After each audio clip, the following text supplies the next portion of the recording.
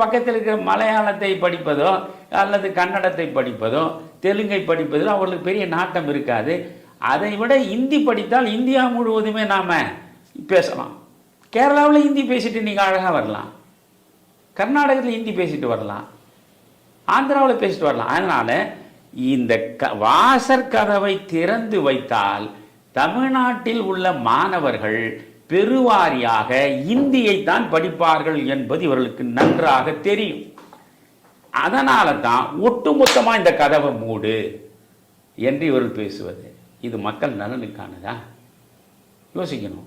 ஏற்கனவே ராஜீவ்காந்தி கொண்டு வந்த ஒரு நல்ல திட்டம் அது. ஏழை எளிய மக்கள், குறிப்பாக தாழ்த்தப்பட்ட பிள்ளைகள் அத்தனை பேரும் நவோதயா திட்டம்.